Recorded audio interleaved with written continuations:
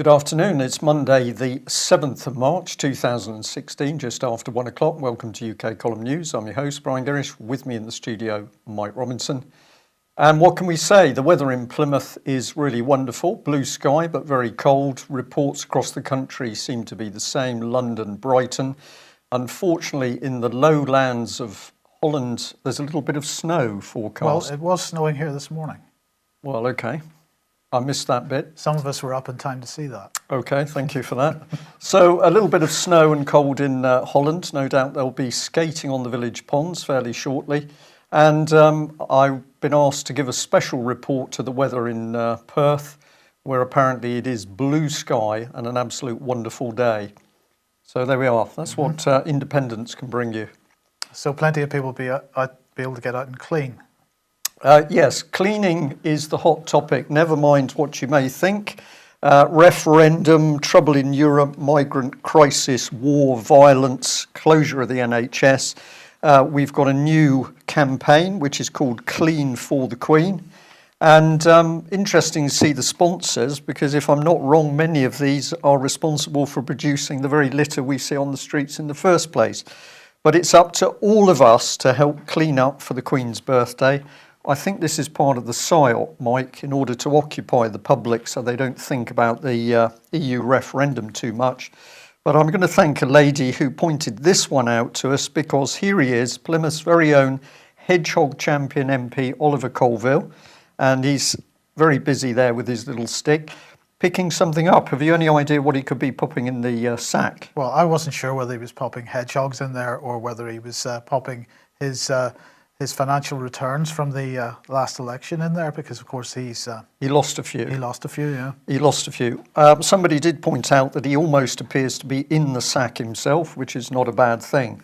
But wouldn't it be a good idea to clean Britain, not of litter, but of paedophiles and criminals in Westminster and the establishment? Well, no, we can't have MPs doing that, of course. While this goes on, this is a letter to Robert Greene, from Cheshire Constabulary, and in the letter they say this, which is very, very significant.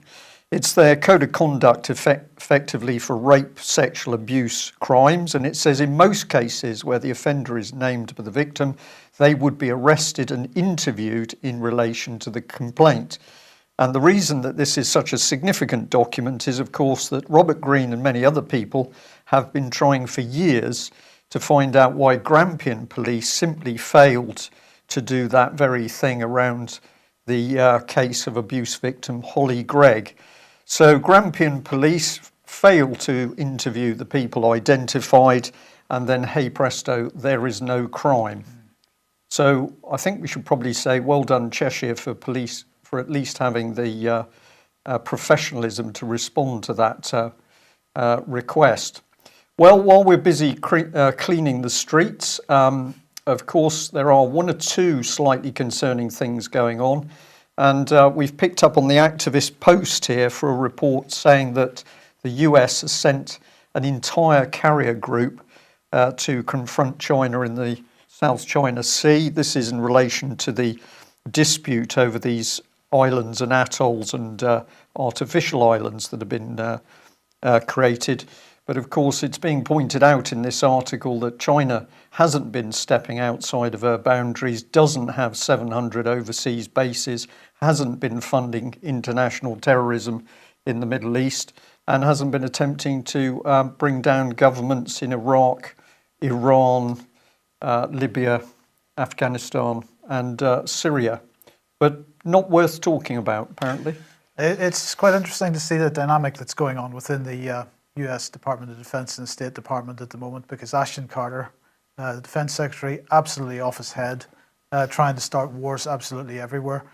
John Kerry, I don't know what people think about John Kerry. I know what I think about him. I don't like him very much. But on the other hand, what seems to be happening is that he's going around the world sort of trying to smooth things over after Obama and Carter tried to blow things up. So it's pretty disconcerting what might happen when the next regime comes in the United States, because Kerry won't be there.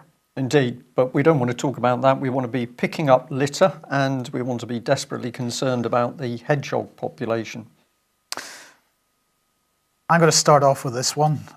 This is from Medium, and it's just an opinion piece talking about now I understand how Germany created Hitler. I think this is something that we've all felt on various occasions over the last 10 or 15 years, as we've seen this corporatist agenda being brought in by successive governments and successive politicians. This person focusing on Donald Trump, of course, but I think the comments that are in this could equally apply to Hillary Clinton or to David Cameron, certainly could apply to Tony Blair and many others. So over the years, of course, as we've grown up, Brian, one of the key historical questions that has also always been asked is what kind of people are the Germans that they could have allowed Hitler to happen? And of course, we are watching it happen in front of our eyes. So we get some insight into what happened in Germany in the 1920s and 30s. I think this is very true, Mike. It certainly opened up my views on the German people and what took place. We remember the comments from the elderly German lady who said, well, the thing is, it came in drip, drip, drip, like an anaesthetic. And that's exactly what we see going on in this country at the moment. The government is dribbling in the policies create the police state, and it's starting to come in very quickly. The other thing we need, of course, is a propaganda machine. And if you would like to see a demonstration of utter propaganda, go onto YouTube and have a look at this clip where George Galloway is interviewed by a lady called Jo Coburn in the Daily Politics show. Just outrageous that he's been invited on to talk about the reasons why we should come out of the European Union.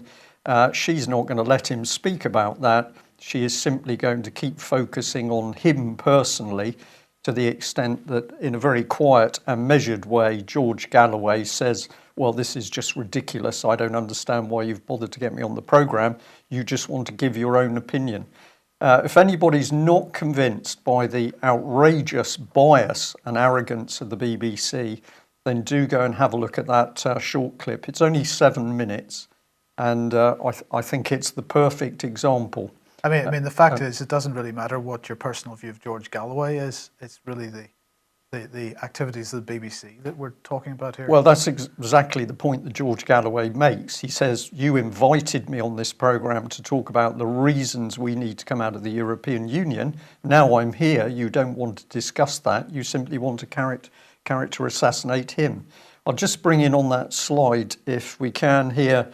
Here's the lady. If you go and have a look at her Twitter page, which is always worth doing, you can see her in a video clip crowing that MPs asking questions are costing us a lot of money.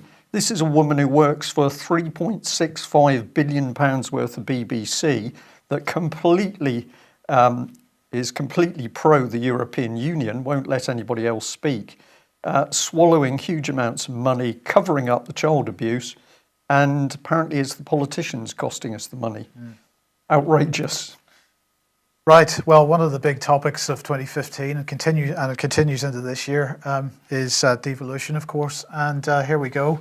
This is the Institute of Public Policy Research, and what they're saying is that the new mayor, whenever he or she is elected, must seek a radical transfer of powers from Whitehall, and of course they're using the housing crisis in London to cause this. So. This is the London Housing Commission, and you may ask, what is the London Housing Commission? Well, it's an initiative set up by the Institute of Public Policy Research. This is the UK's leading progressive think tank, according to them. They are an independent registered charity, so they're independent. They're a registered charity, more than 40 staff members. They've got paid interns and visiting fellows, and so it goes on. So they're progressive. Now, what does progressive mean? Well, of course, progressive means it's happening or developing gradually or in stages, according to the dictionary definition. So in other words, what we're looking at here is Gramsci, Alinsky, Fabian gradualism, which progresses the globalist agenda just a little bit at a time. I think that's pretty much what you could say about this. They're also independent. Let's have a look and see what that might mean. And of course, we could always start with where they're funded, because it's always a good place to start. And this little pie chart already sets the alarm bells ringing. So we've got high-value donors. They're a small slice, but trusts and foundations, and of course, who's behind the trusts and foundations? Well, that would be high-value donors. So they're quite a big slice. The British government's a fairly big chunk of it as well. But let's look in a little bit more detail. So here we've got some small donors and the usual suspects in there: Berkeley Group, B Sky B, Institute for Government, and so on. Then we've got some slightly larger donors here. This is up to £15,000. We've got BT Group, we've got BP, we've got well, a number of others. You can read. You can pause this later and read on down through the list. Let's look at the sort of medium-sized donors. We've got City of London, City and Guilds. We've got foundations. We've got Greenpeace in there, Nuffield Trust, and so on. And let's look at the really big donors. And we've got the Joseph Rowntree Foundation, of course. But look who the biggest donor of all is. It is the JP Morgan Chase Foundation. So they claim to be independent, and the question is, independent of what? They're certainly not independent of the global corporatist agenda, because as you have just seen, they are funded by global corporatist institutions, and their largest donation from probably one of the worst global corporatist organizations of them all. But anyway, let's get back to this report. Here it is, Building a New Deal for London. They're saying here, London faces unprecedented challenges in housing its citizens. The London Housing Commission proposes a new deal to secure essential powers and resources for the London Mayor and boroughs, and a programme of immediate actions to start to redress the crisis. So this is classic problem reaction solution at work. The problem was created as a matter of policy, that was the housing crisis. And then, of course, the solution is to devolve powers, remove powers from the British government into the hands of an elected dictatorship, a mayor in London, a feudalist mayor. And if you want to read this document, you can read the details of it. It was, of course, headed up by Lord Kerslake, as he is these days. And he said, while the mayor and the boroughs can do more with the powers that they have now, the only route to solving the housing crisis is to give the capital's leaders more direct responsibility over the key levers. Right, that wording is absolute common purpose wording, Mike, because we've got the leaders in here. We're not dealing with democracy. This is the appointed leaders, effectively, and the key levers of power is, I'm sure, what that said. So the key leaders. So this is common purpose language, and of course this is the drip, drip, drip of the anaesthetic. So we've got, as David Noakes always said, the EU with the constitution of a dictatorship and the laws of a police state. This is coming in step by step by step. It is so easy to see when you simply take the lift a few stones and have a look at as to what's underneath. Okay, tonight, this is the wrong date on this, of course. It says Thursday, but it should say Monday, because the last time we did this was a Thursday. But anyway, tonight, Humanity versus Insanity, a follow-up to the last one. So you will be with Ian tonight once again. And following that is Fracking Nightmare, and Ian will be speaking to Alex Gash, who's an owner of a livery yard just adjoining the Horse Hill well site, and she was interviewed on the Politics Show yesterday. So both Crane Report and Fracking Nightmare on tonight, beginning at 7:30. Do join us for that. Yeah, and we are going to be discussing in as much detail as we can what is actually happening in the country and how serious it is, because it is getting immensely serious now.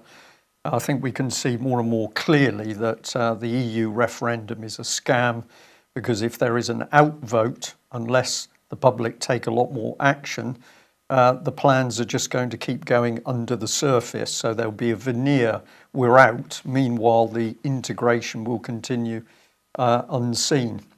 Well, let's jump back to the BBC, and they're on Matters Turkey here. And a big story that the Zaman newspaper has been closed down and actually taken over by the Turkish government because they claimed that it was involved sort of almost with terrorist groups.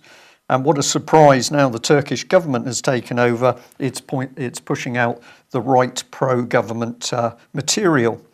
Well, if we have a look at the report from the BBC, they've got the bit here. Turkey says it's linked into the US-based cleric Gulen. Now, if people are not familiar with that name, they should be, because the Gulen organisation crops up in a lot of places and seems to be instrumental in helping shape policy in countries where you wouldn't expect it to have any influence. But apparently they were aiming to overthrow Erdogan's government, so the paper had to go. Apparently EU leaders are likely to raise the issue of the Zaman newspaper, but the BBC had this to say, that basically the European Union had been particularly weak, BBC's Mark Lowen says. So this is the BBC that won't let George Galloway have free speech over what's happening with the European Union dictatorship. And the European Union is not getting upset when a national newspaper is taken over by a government. Well, of course not.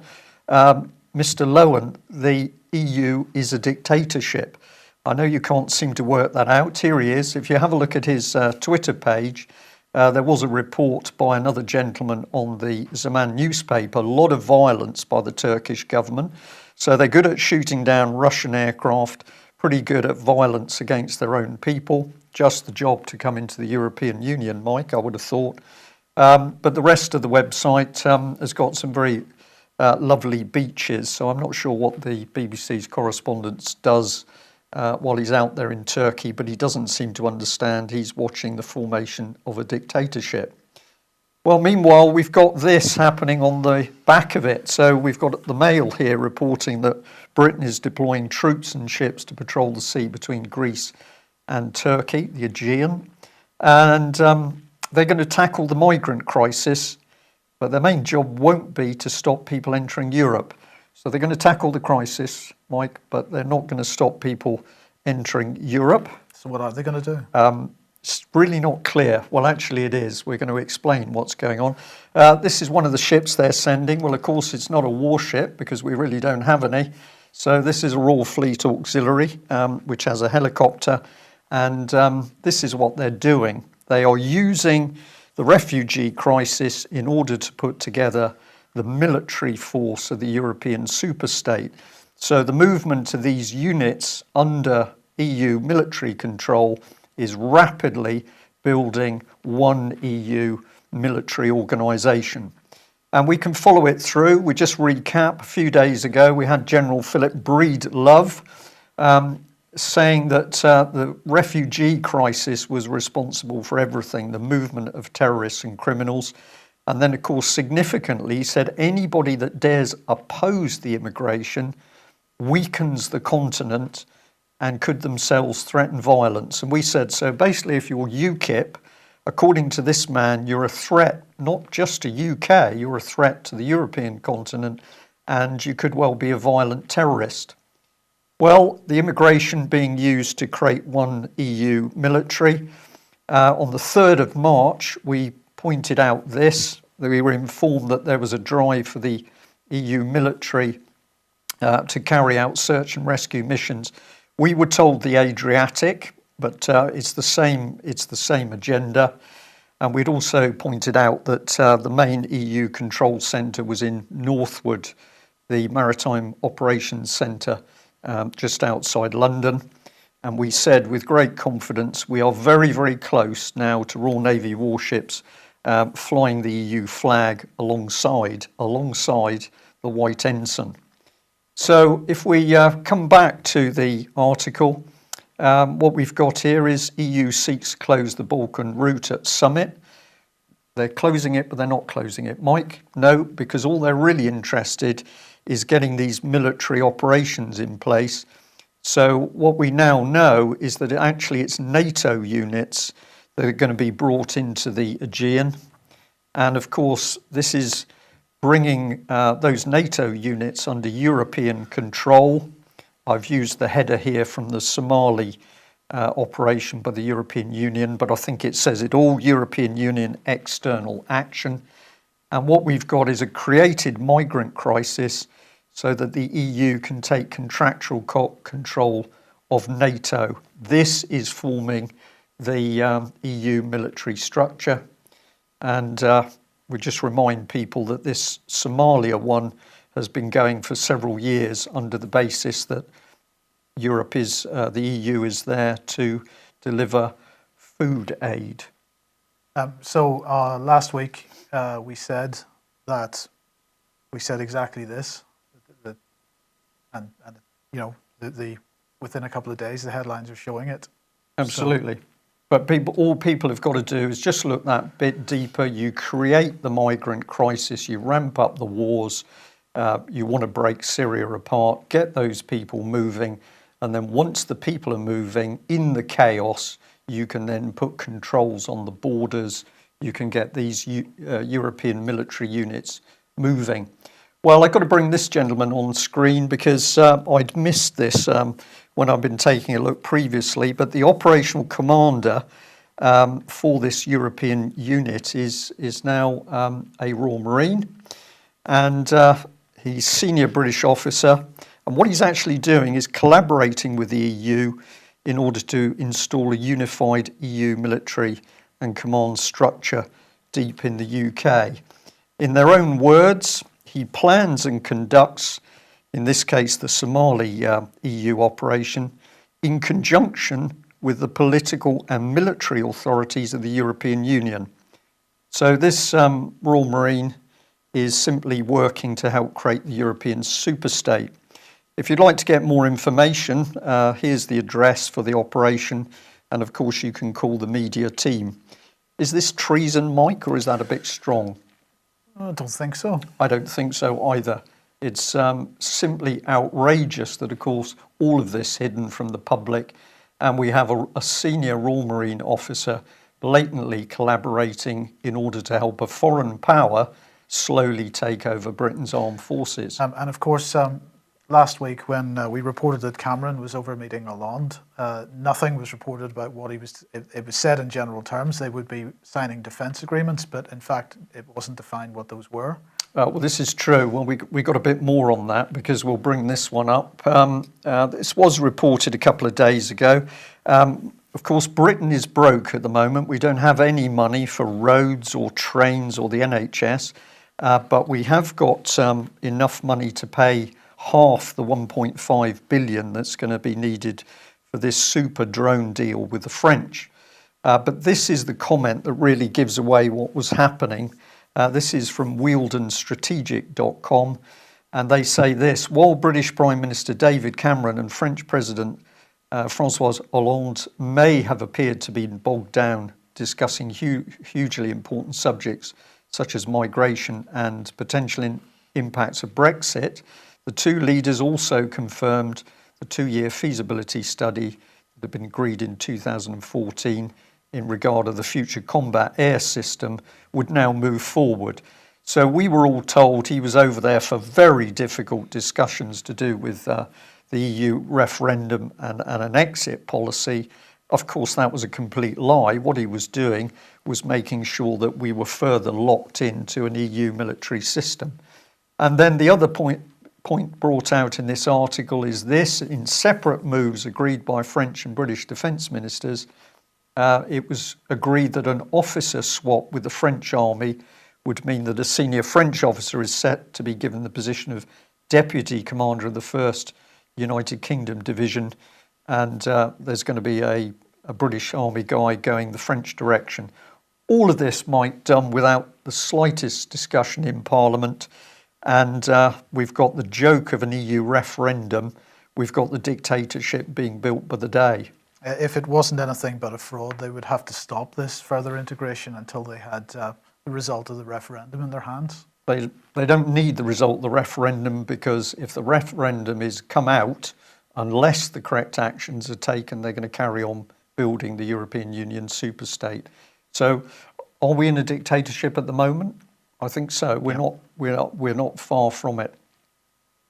Well, François Hollande may not have any worries about doing dirty deals with David Cameron. He at least marginally public about this, but they were not so keen about making it public that they'd done a dirty deal with the Saudi Crown Prince. They gave him the Legion of Honor. As you would. What for, Mike? funding terrorism or? I think probably Yemen may be part of it. Who knows? But they say that any foreign dignitary coming along gets one of these. They're giving out like sweeties or something to the foreign dignitaries. Is really the excuse they're making. But the point was they basically didn't want to tell anybody. So they eventually, it happened. The visit and the presentation of this happened on the 4th of March, and they only admitted to it on finally yesterday, I think. There's almost a look of love in that man's eyes as he's looking into the face. Do you think there's more to this than meets the eye? The word they used was discretion, so who knows? He could be right. Well, perhaps there's something wrong with all of us. And we warned a couple of days ago that the British government is unleashing a phenomenal policy, and that is to get the dementia statistics to 2 million people by 2050. And we do mean that the government is saying that they want 2 million people to be diagnosed as dementia sufferers by 2050. And how do we know that that is the agenda? Because they say simply they want GPs to increase the dementia diagnoses. So we're going to make it easier and more profitable for GPs to diagnose people as having dementia. And of course, once they're diagnosed with dementia, their property can be taken from them or literally stolen in some cases. So clearly, it's as though the whole nation is being attacked, Mike, and we are going to be branded mentally ill. We're going to be caused to become mentally ill. Indeed, and the initial part of this is the Prime Minister's Challenge on Dementia 2020. This is the implementation plan. I do suggest people get a hold of this and read through it. And this is the main report, which goes with that implementation plan. And what they're saying here is the Prime Minister's Challenge on Dementia 2020 is setting out 50 specific commitments that aim to make England the world leader in dementia care research and awareness, is what is being reported in the mainstream press. Here's a bit from the executive summary. Today we are making measurable, tangible progress in our vital work to make England the best place in the world to live with dementia. So they don't talk about curing dementia, they don't talk about research into dementia, we're talking about living with dementia. So this fits in with what you've just said. What we're doing here is creating a revenue stream for private corporations that work in the pharmaceutical industry and in healthcare and so on. Because what we're going to have is people that are living on a long-term basis with dementia. And so they're going to need to be cared for. So we don't want them cured, we want them cared for. And ultimately, of course, they will be cared for in a sort of fatal way, no doubt. But anyway, they go on to say, we're building a society that is more equipped to support those with dementia through transforming health and social care, training thousands of staff, and through community programs like Dementia Friends, a success of which we can all be proud. And they say between 2012 and 2015, government funding for dementia research has doubled to over £60 million a year. So let's just think about that, £60 million a year. This is something they're saying we're going to have 2 million sufferers of this diagnosed by 2050. That's clearly a national emergency, is it not? Should be. And they're putting £60 million into research. So here's a suggestion. If dementia is such a national emergency, why not swap the dementia research and BBC budgets? How about putting £3 billion into dementia research and £60 million into the BBC? That would seem like a much better deal to me, Brian. Seem a reasonable deal. I thought the BBC could produce its present output on 60 million without any trouble at all. Well, a few people are sort of asking, where does this lead to? Well, it's very easy. Let's have a look at this one. This is where it stems from, Global Action Against Dementia. And let's read what this organisation has to say. The creation of a World Dementia Council was one of the main commitments made at the G8 Dementia Summit in December 2013. The Council aims to stimulate innovation, development and commercialisation of life-enhancing drugs. Sounds good, Mike, doesn't it? Life-enhancing drugs, treatments and care for people with dementia or at risk of dementia within a generation. It will do this by providing independent, non-governmental advocacy and, here's the words, global leadership. This is a genocide program, Mike. I'm not embarrassed to say this live. If you analyse what's going on here, this is to strip people of their property, to suck them dry of money. When they run out of money, what comes next? Liverpool Care Pathway. And in the meantime, it provides a massive revenue stream for companies that are getting into this new market. And that's what it is. So we are being farmed, and at some point we'll be culled. And of course... Is that too extreme? No, I think it's absolutely spot on. The World Dementia Council is boasting there. Shall I just read that again? It says that the council aims to stimulate innovation, development and commercialisation. So they're clearly interested in firms making more profit out of the millions of people who are going to suffer from dementia. But not one word about what are the causes of the dementia. We don't want to talk about that. We just want to get into how we're going to make more profit out of the people. Creating a new market. We said a dictatorship was coming. These are the signs of Nazi Germany at its worst. Yeah. Genocide. Yes. Okay. In the meantime, of course, financial system continues to collapse. And this is the March 2016 Bank for International Settlements quarterly review. The Bank for International Settlements, to remind everybody, is the central banker's central bank. Lots of policy set here, and of course all the major central bankers get together for their confabs there in Geneva. So they are saying that a fragile calm in global financial markets has given way to all-out turbulence. They're saying in the previous quarterly report they were describing it as an uneasy calm. Claudio Borio, who's the chief of the Bank for International Settlements, said the tension between the market's tranquility and the underlying economic vulnerabilities had to be resolved at some point. In the recent quarter, we may have been witnessing the beginning of this new resolution. We may not be seeing isolated bolts from the blue, but the signs of a gathering storm which has been building for a long time. Now, I don't believe in coincidence. Brian, do you believe in coincidence? Not in a political sense, Mike, no. No, nor in a financial sense either. So it didn't really come as much a surprise that pretty much at exactly the same time, Rothschild is saying exactly the same thing. So this is a letter that he wrote to his investors at the Rothschild Investment Trust, which is, of course, a large investment trust dedicated, according to its Wikipedia page, to investments in quoted securities and quoted special situations. So there you go. Chairman Lord Rothschild, he sent everybody a letter warning that the QE tap is on course to being turned off. He's saying there's a slowing down to an unknown extent in China. He's saying the situation in the Middle East is likely to be unresolvable. What we're actually saying is policy statements here. He's saying progress of the US and European economies is disappointing. He's talking about the Greek situation. He's talking about witnessing an explosion in debt.